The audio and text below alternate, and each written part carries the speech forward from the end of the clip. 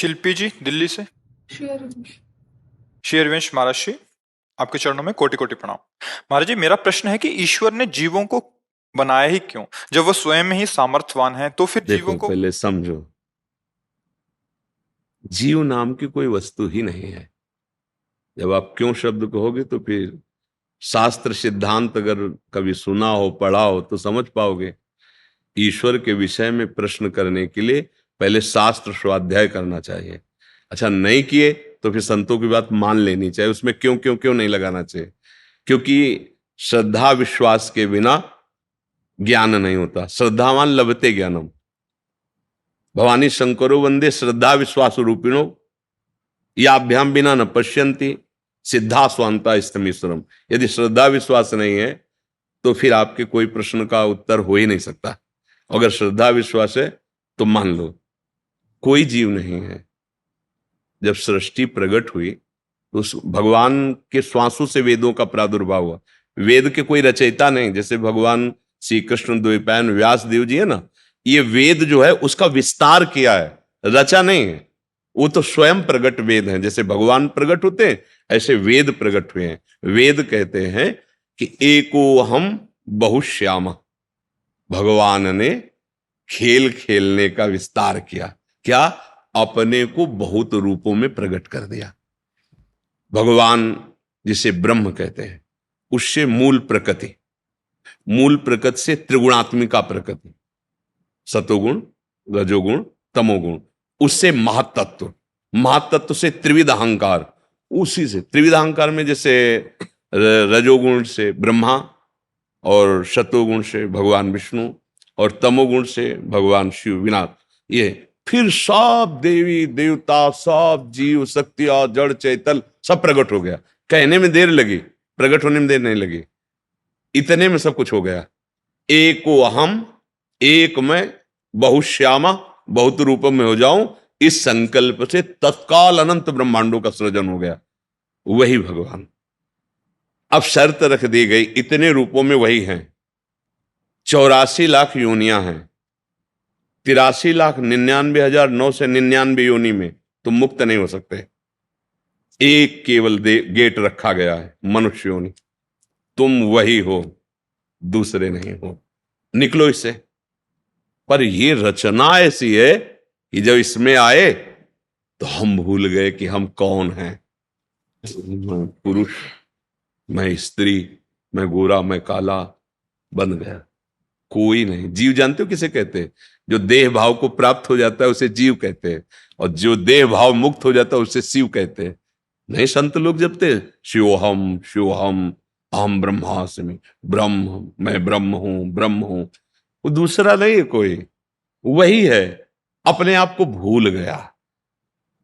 देखो अब चूंकि प्रश्न इतना ऊंची स्थिति का है, ब्रह्मविद ब्रह्मवि भवति। जो ब्रह्म को जान लेता है वो ब्रह्म में हो जाता है। ब्रह्म में हो जाता है का मतलब जानते हो क्या है? वो ब्रह्म में था, ब्रह्म में है, ब्रह्म में रहेगा। ये बात उसके अनुभव में आ जाती। ये ब्रह्म ज्ञान में बाधक है भगवत प्राप्ति में। जैसे प्रेम रस है, भगवत रसिक जी कह रहे पांचों भूले देह सुधि, छठे भावना रास की। पहले ये देह सुधि भूले। अब हमारा तो सारा ज्ञान इसी में है ना। मैं स्त्री, मैं पुरुष, मैं खाता, मैं पीता, मैं देखता, मैं ज्ञानी, मैं अज्ञानी। वो अपने आप को भूल गया। इसीलिए ये जन्म मरण का खेल हो रहा है। ये जो हम आरोप लगाते ना कि भगवान ने हमें क्यों फंसाया, यही तुम्हारा ज्ञान है। तुम झांक के देखो लौट कर, तुम हो कौन? तुम ही फंस गए हो, किसी ने तुम्हें फंसाया थोड़ी। किस में फंस गए हो? मकड़ी अपने मुख से जाला पैदा करती है, उसी में खेलती है और उसी में मर जाती है। हम अपनी वासनाओं का जाल फैला लिए। बोलो हमें कौन बांधे हुए है? कौन बांधे? हम ही चाह में बंधे हुए हैं। चाह छोड़ो, अभी जीवन मुक्त हो। न तुम्हें कोई बांधा था, न कोई बांध सकता है। चाह कैसे उत्पन्न हुई? शरीर को मैं मानने से। अब भूख है, प्यास है, देखना है, सुनना है, भोगना है, छूना है, सूंघना है, जन्म है, मृत्यु है, ये किससे हुई? इसको अपना मानने से। गलती किसकी हुई? मेरी हुई। भगवान ने कहां बांधा? आप हो कौन? कहा जाता है कि ईश्वर अंश जीव अविनाशी। ईश्वर का अंश है तो है कौन? अविनाशी, तो आप अपने को कभी अनुभव किए कि आप अविनाशी हैं? आप तो अपने को विनाशी अनुभव कर रहे हैं, जन्मने मरने वाला।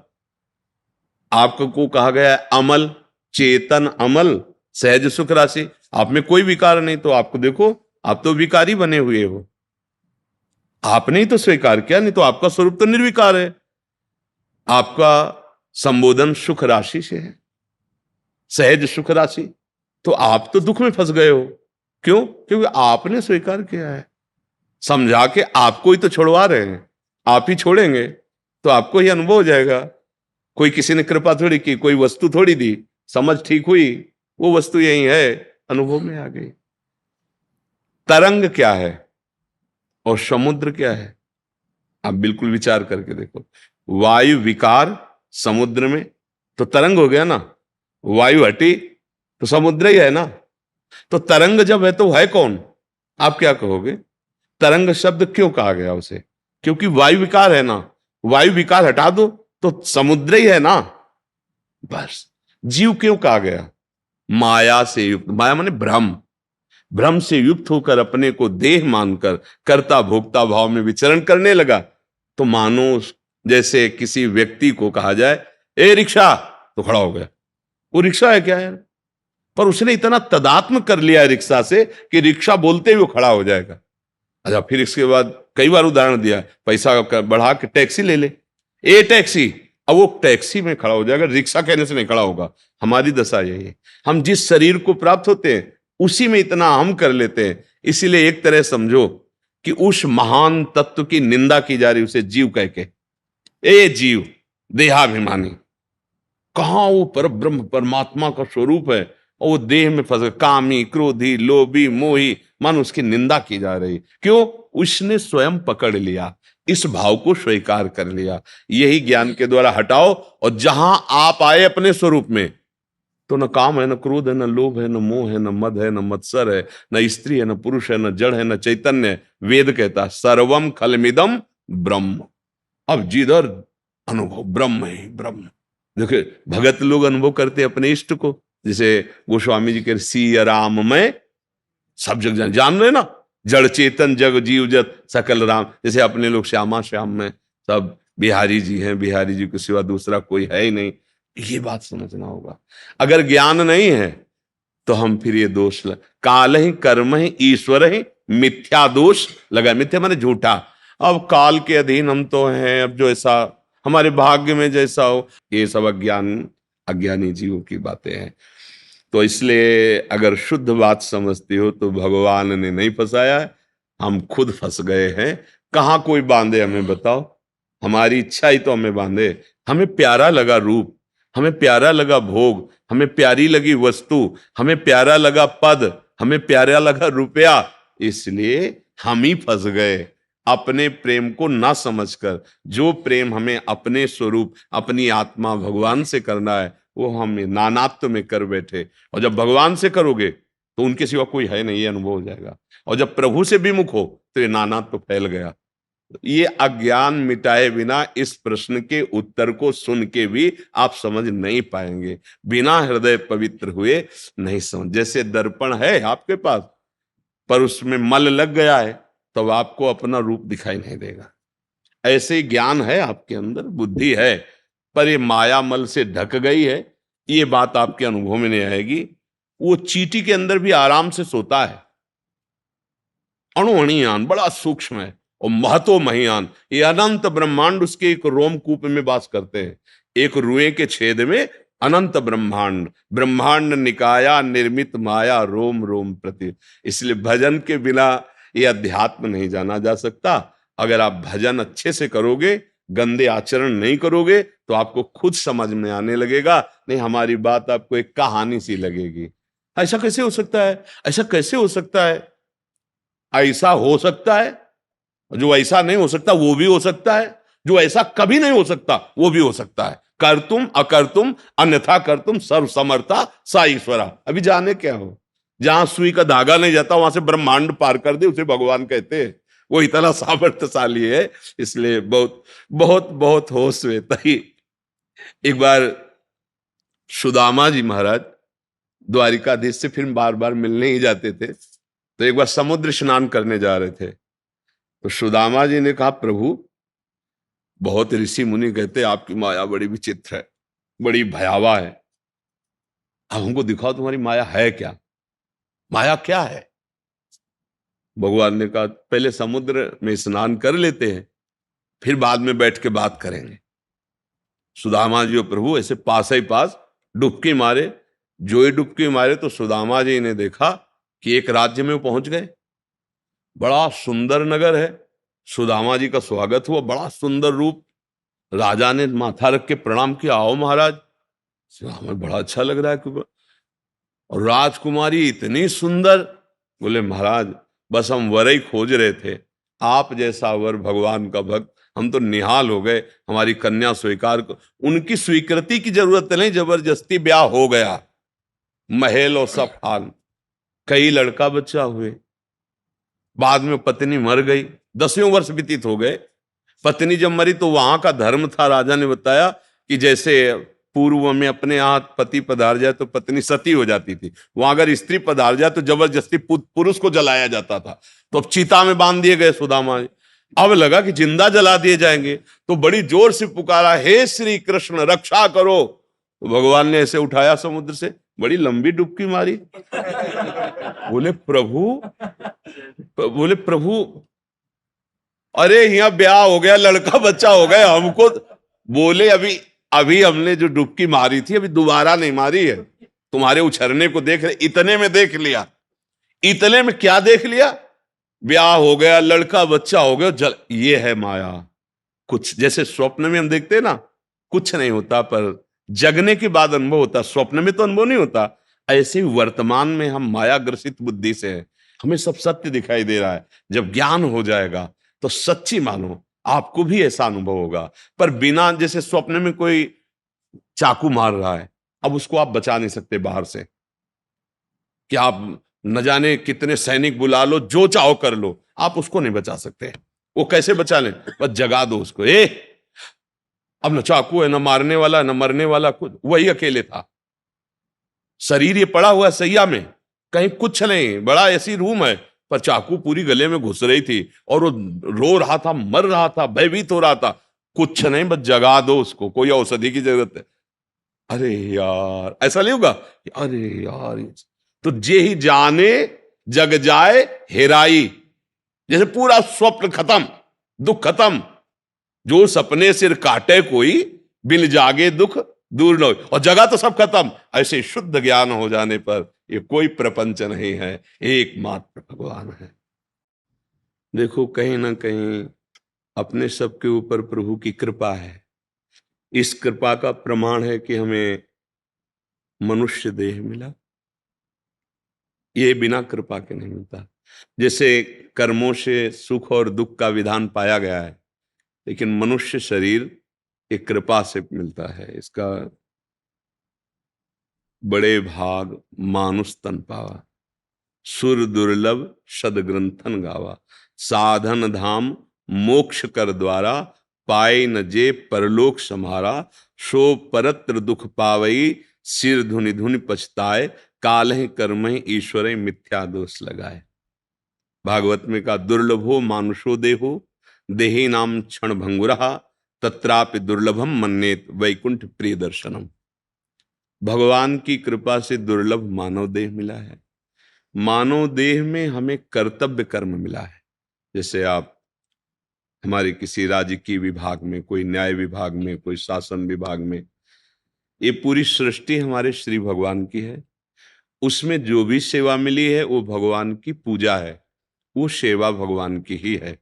बस इसमें हमें लक्ष्य रखना है कि हमारे जीवन का परम लक्ष्य है कि हमारे द्वारा धर्म विरुद्ध कोई आचरण न बने। और अगर भगवद स्मृति परायण धर्मयुक्त जीवन व्यतीत हो जाए तो जो जहां है वहीं से उसे भगवत प्राप्ति हो जाएगी। हमें शास्त्र सम्मत बात कहते हैं। अगर हम अधर्माचरण करेंगे, शास्त्र के विधान सिद्धांत के विपरीत या कानून के विपरीत, तो वो अधर्माचरण हमें कभी सुख और शांति ये नहीं प्रदान करेगा। चाहे जितना धन हो, चाहे जितना बड़ा पद हो, यदि हृदय शीतल नहीं है, हृदय शांत नहीं है, तो सुख किसे कहते हैं? अशांतस्य कुतः सुखम। जो अशांत है वो सुख का अनुभव कैसे कर सकता है?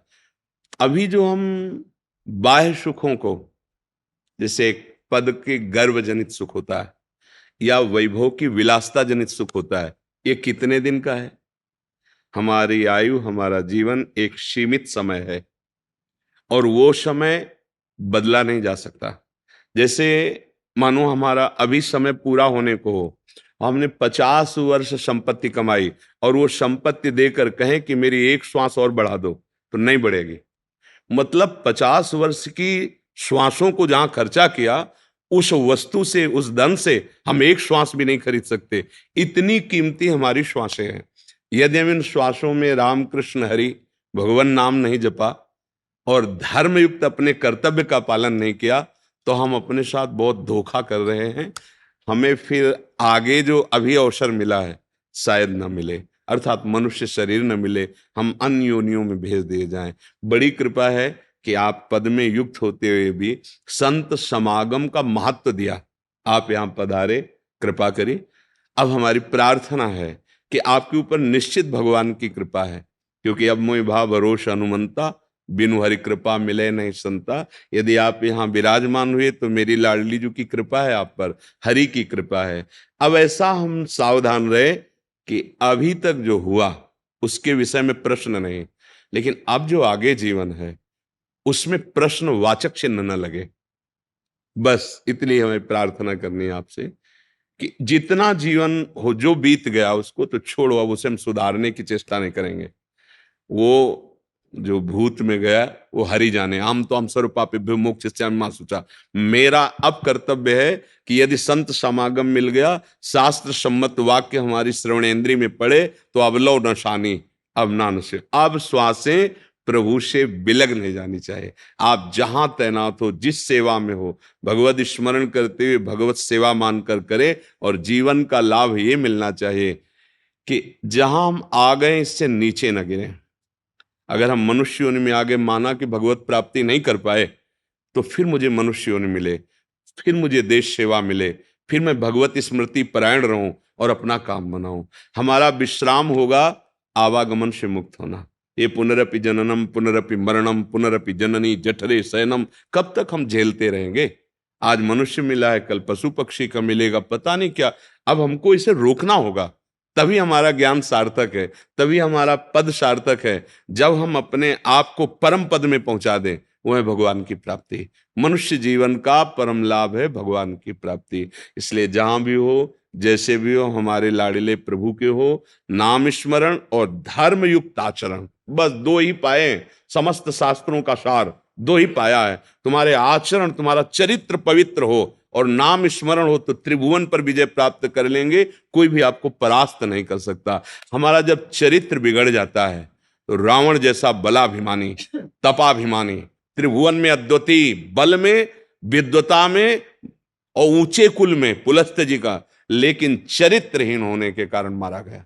चरित्रहीन होने के कारण राक्षस कहा गया। चरित्र ही हमारे देश में पूजनीय है। जिसका चरित्र पवित्र है और जो धर्म युक्त भगवत स्मरण परायण है, वो महात्मा ही है, चाहे पैंट शर्ट में हो, चाहे धोती कुर्ता में हो, चाहे किसी रंग में हो। अगर ये नहीं है, चरित्रहीन है, तो कोई भी हो धूर्तता ही है, अधर्म ही है। चाहे किसी भी भेष में हो, वो दंड का अधिकारी है। प्रगट में अगर दोष नहीं खुल रहा तो वो अव्यक्त परमात्मा उसे दंड देगा। वो कभी शांति और सुख को प्राप्त नहीं हो सकता। इसलिए मनुष्य जीवन का लाभ हम सब ले, नाम जप करते हुए धर्माचरण, जो कर्तव्य मिला है उसका निर्वाह करें। राधे राधे, श्री हरिवंश।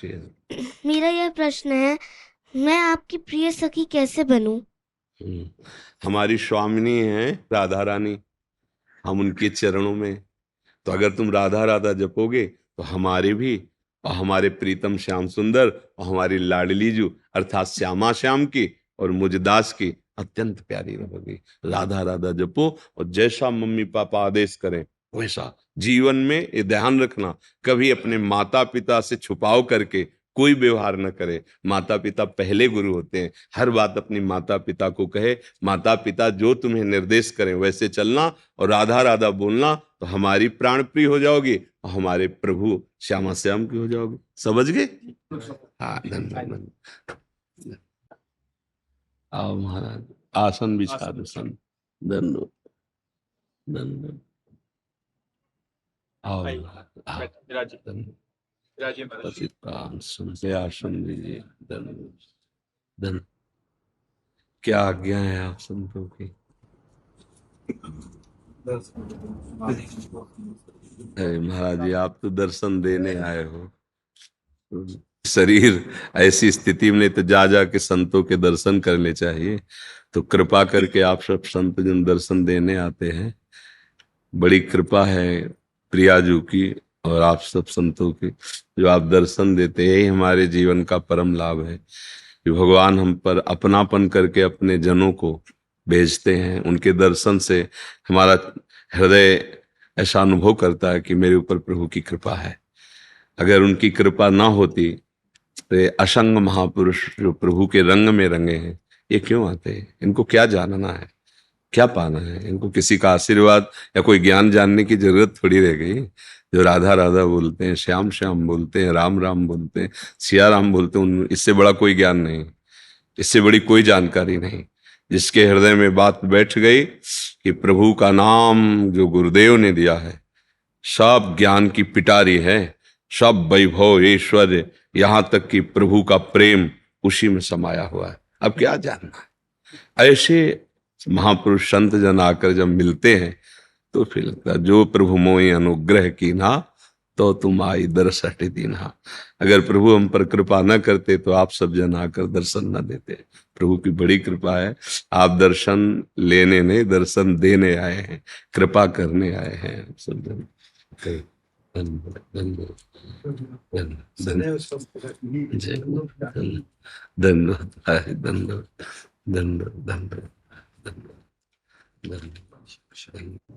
महाराज जी राधे राधे। महाराज जी आपकी अनुमति हो, एक बात कहना चाहता हूँ। मैं 7 वर्ष से घबराहट की इतनी भयंकर पीड़ा से गुजर रहा था। इस बीच आपका सत्संग सुना, उसके बाद बिल्कुल ही एकदम से नाम जपने लग गया, एकदम से चमत्कार जैसे हो गया, ठीक हो गया। मैं आपके हर आदेश का लगातार सख्ती से पालन कर रहा हूँ और महाराज जी दिन रात सत्संग सुन रहा हूँ। हर समय गाड़ी चलाते समय, काम पे, ऑफिस में बैठते समय, और जितना हो सकता है प्रयास कर रहा हूँ नाम जपने का। आप निश्चिंत रहिए। भगवान की कृपा है जो आप संतों पर श्रद्धा, उनके वचनों पर श्रद्धा, तो आप खुद देखो आपको कैसा अनुभव हो रहा है। पूर्व में जो हुआ उसकी चिंता मत करना, क्योंकि अगर आप नाम जप करोगे तो सब नष्ट हो जाएगा।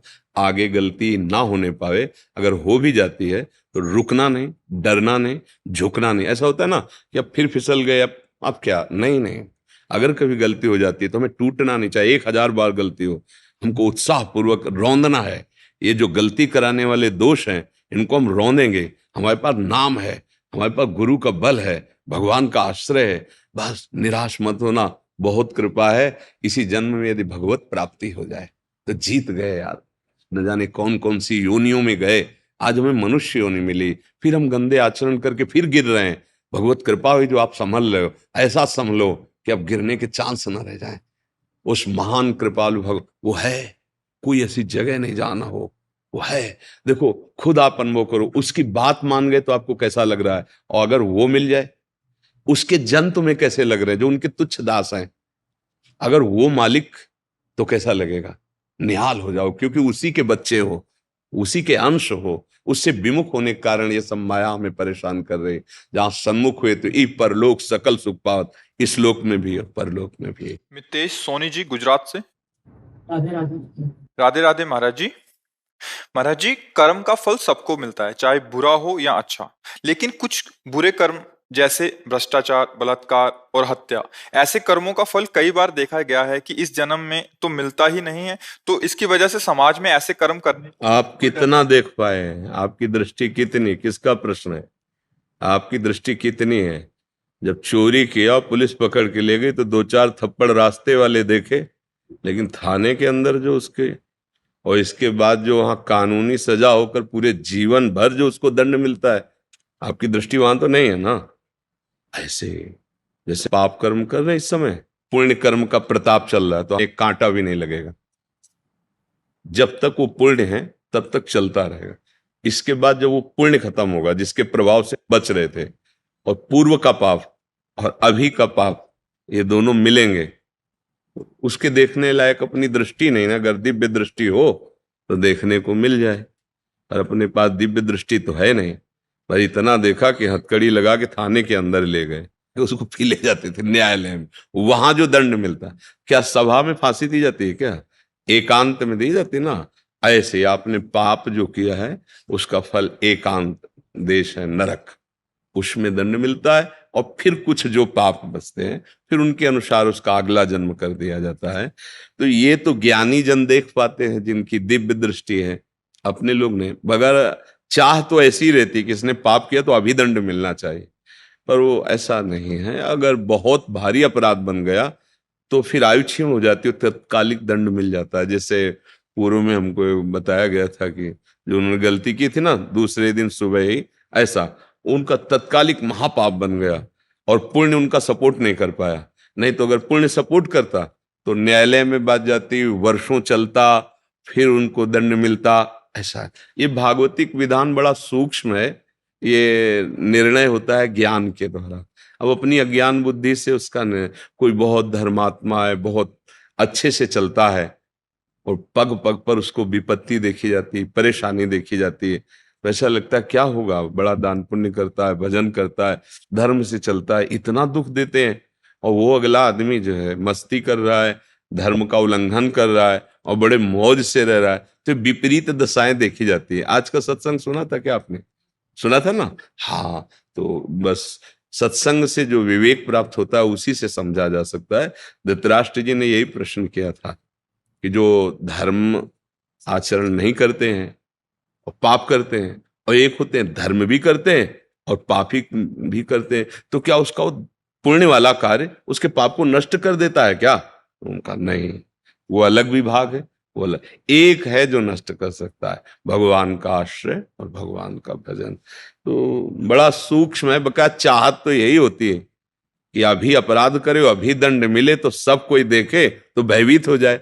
पर ऐसा यहाँ का भी कानून नहीं है, तो फिर सरकारी जो भी है तो भगवान के ही सब, जितने भी अस्त्र शस्त्र विधान बने ये सब शास्त्र सम्मत ही बने हुए हैं। क्योंकि जो भी महापुरुषों ने बनाया है ना, वो शास्त्र सम्मत ही बनाएंगे। चाहे वो धनुर्वेद हो, मतलब अस्त्र विद्या हो, चाहे वो आयुर्वेद हो अथवा डॉक्टरी हो, या जो भी विधान है वो सब वेद हैं, शास्त्र हैं, उन्हीं को लेकर रूपांतरित करके बनाया गया है। तो अपने लोगों को नहीं देखने को मिलता। जो आदमी इतना गंदी तरह से किसी की हत्या करे उसको दंड तो मिलता है, बड़ा भयानक दंड मिलता है। अब बोलो जिसको ये पता चल गया कि 10 दिन बाद तेरी फांसी है और 10 बजे होगी, अब वो प्रतिपल मरेगा, कितना भयानक कष्ट उसको है। इसलिए तो शारीरिक दंड मिला, इसके बाद उसको नारकी दंड मिलेगा। जैसे थाने में पिटाई हुई तो पूरा हिसाब थोड़ी हो गया, अभी तो न्यायालय से दंड विभाग उसे दंड निश्चित करेगा और फिर जेल में मिलेगा। तो इसलिए बहुत डरना चाहिए कि हमसे पाप कर्म ना हो। पर वो माया इतनी विचित्र है कि हो ही जाते हैं।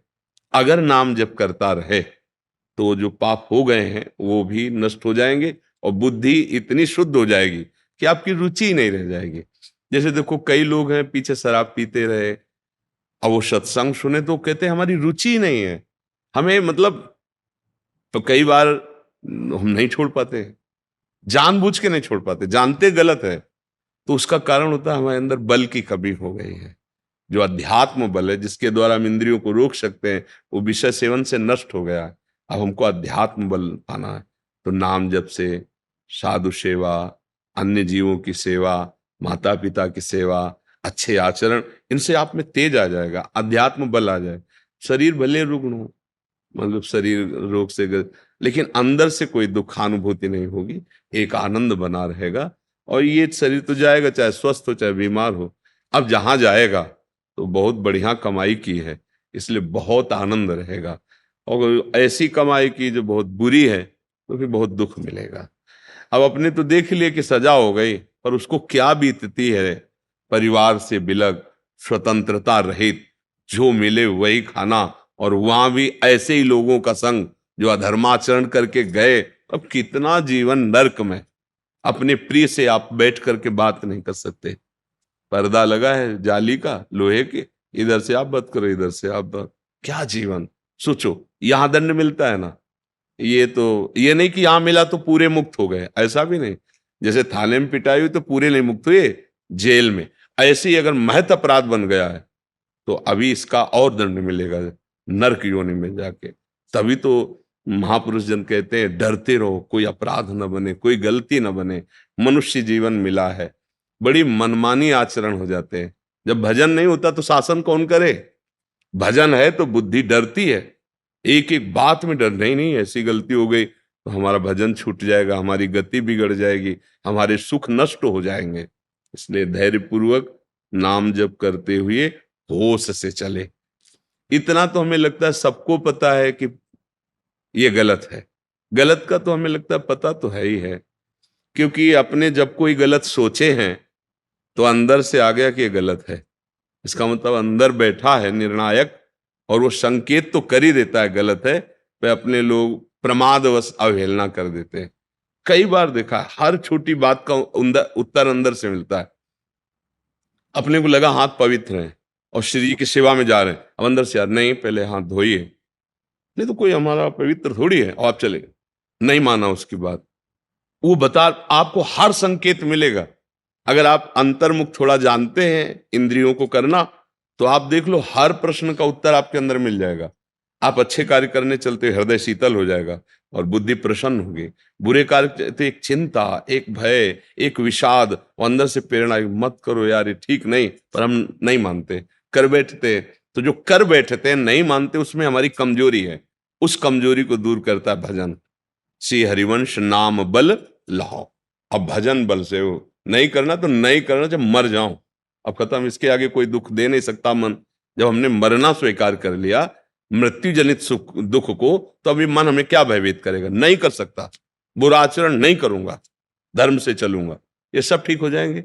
पर हमारे निश्चय में दम नहीं है। आज निश्चय करते हैं और कल हमारा निश्चय टूट जाता है, क्योंकि हमारे अंदर वास्तविक बल नहीं है। वो बल है मेरे बल सी वृंदावन रानी, प्रियालाल की शरण होकर नाम जप करते। बहुत बढ़िया कमाई करो। मनुष्य शरीर केवल कमाई के लिए मिला, गंवाने के लिए नहीं।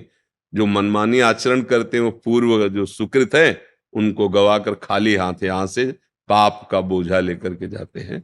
बहुत सावधान। राधे राधे महाराज जी, आपके चरणों में कोटि कोटि प्रणाम।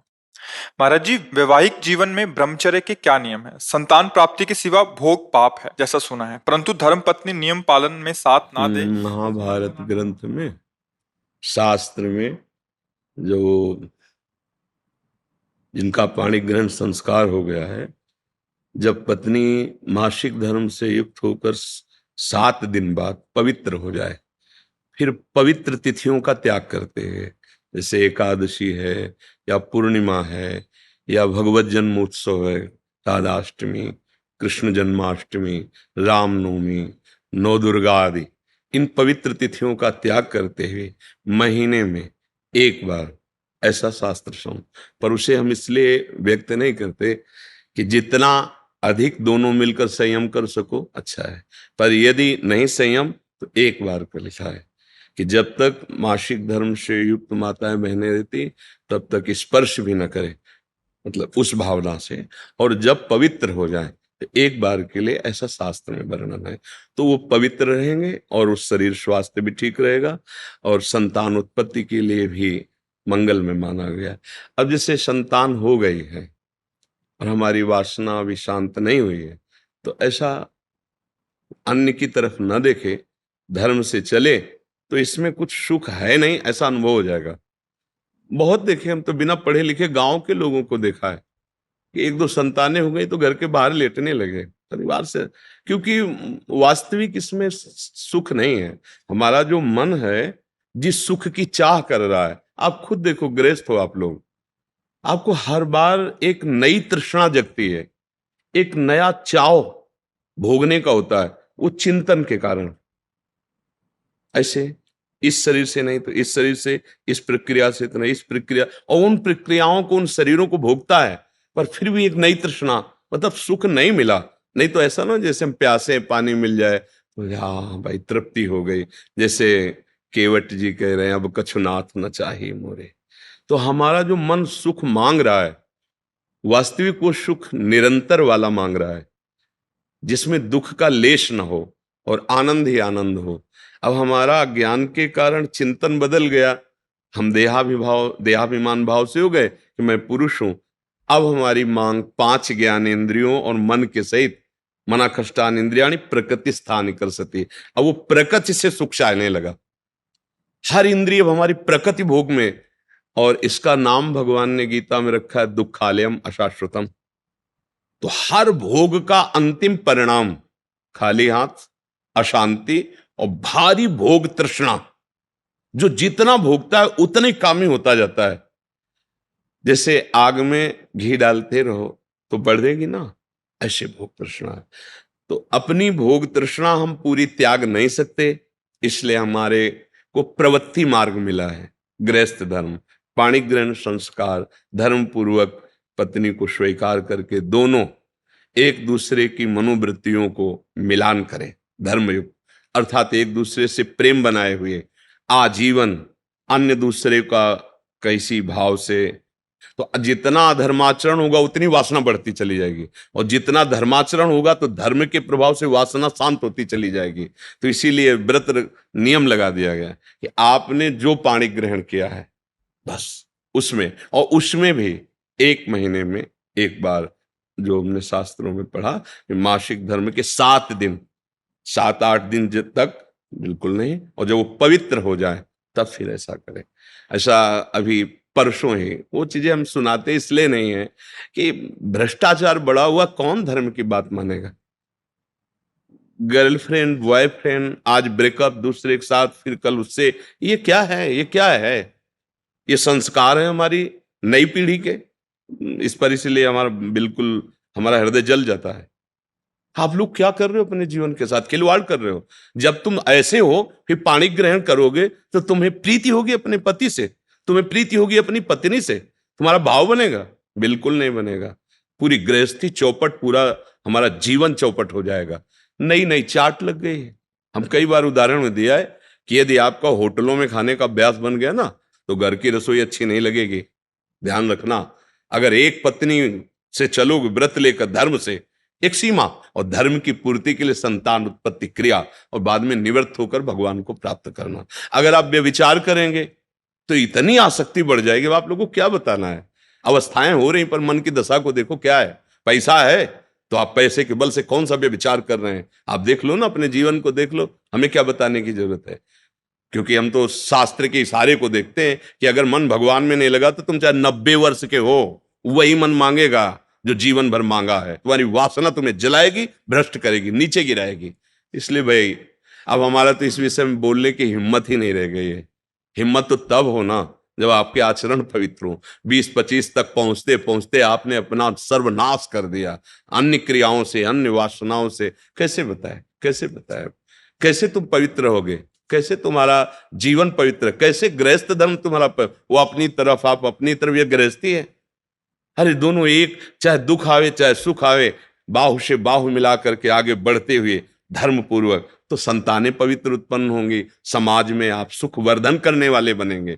नहीं आपस में एक दूसरे से विरोध होगा और फिर तो बच्चा समय तो ऐसा आ रहा है कि अब धर्म ग्रंथों में जो लिखा हुआ है लिखा हुआ ही केवल है। विदुर जी महाराज के वचन है कि जब स्त्री मासिक धर्म से पवित्र हो जाए तब पुरुष संतानोत्पत्ति की भावना से, अब मान लो संतानोत्पत्ति नहीं चाहिए, अब वासना है, तो अन्य जगह जाने की जरूरत नहीं है। आपने धर्म पूर्वक दोनों ने स्वीकार किया है, वहां कोई पाप नहीं होगा। अन्य जगह पाप हो जाएगा, अन्य जगह बुद्धि भ्रष्ट हो जाएगी। और अगर दोनों मिलकर धीरे धीरे इसके रहस्य को जान जाओ कि इसमें सुख नहीं, अंतराय बढ़ाते चले जाओ, तो दोनों महात्मा हो जाओगे, दोनों भगवत प्राप्ति के योग्य हो जाओगे। ऐसे चला। देखो प्रीति में सुख है, प्रीति में सुख है। वास्तविक देखो, जब आपको किसी से प्रेम हो जाता है, वास्तविक वो काम चीज अलग है, चेष्टा अलग है, काम चेष्टा, काम क्रिया। प्रीति, तो प्रीति में उसके दर्शन से, संभाषण से, उसको खिलाने से, पिलाने से, उसको सुख देने से एक हृदय में विशेष आनंद आता है। अपने प्यारे को सुखी देख करके एक सुख आता। अब यहां क्या है, अपने प्यारे से प्यार नहीं है, स्वार्थ खेल रहा है, वासना खेल रही है। आप देखो ना, नहीं ऐसा नहीं हुआ है। अगर ऐसा भी हुआ है कि पाणी ग्रहण संस्कार हो गया, फिर पति के पैर टूट गए या किसी तरह, तो पूरे जीवन तन मन से वो उसको सहयोग किया है और लोकों पर विजय प्राप्त की, पुण्य लोकों पर विजय प्राप्त। अब क्या, आप स्वस्थ हो, आपके पास अगर उनकी मनोकामना पूर्ण करने लायक अर्थ नहीं तो वो आपकी नहीं, वो आपकी मनोकामना के विपरीत हो तो वो आपकी नहीं। ये कोई प्रेम है, ये कोई धर्म है, ये कोई बाजार की वस्तु है? आज का समाज, भगवान बचावे, हमारी मति गति के तो परे है, पर आप सब हमारे घर के हैं, आप हमारी आत्मा हैं, इसलिए हम सलाह देते हैं, जो हुआ सो हुआ, अब सुधार लो। ऐसे आचरणों से किसी को ना यहां शांति मिलेगी ना परलोक में शांति मिलेगी, बिल्कुल नहीं। ये सब अधर्माचरण है। धर्म पूर्वक चलोगे तो निश्चित जो एक योगी को परमात्मा मिलता है वही आपको मिल जाएगा, क्योंकि आपका मार्ग प्रवृत्ति मार्ग है। धर्म पूर्वक पाणी ग्रहण संस्कार करो, अतिथि सेवा, साधु सेवा, परिवार सेवा, समाज सेवा, देश सेवा करते हुए भगवत प्राप्त हो। दोनों की बात है, लक्ष्य दोनों का भगवत प्राप्ति, मंगल है, धर्म है। तो अपने अपने धर्म से चला जाए तो आज भी शांति है, विश्राम है। देखो, आपको केवल अपनी पत्नी से प्यार हो और उसको केवल आपसे प्यार हो, आप पूरा काम करके आए 10-12 घंटा बाहर से, जब घर आएंगे ना तो देखने मात्र से थकान मिट जाएगी। प्यार का एक व्यवहार, प्यार का एक वातावरण और संबंध नहीं, केवल आप देखने को पति पत्नी हो।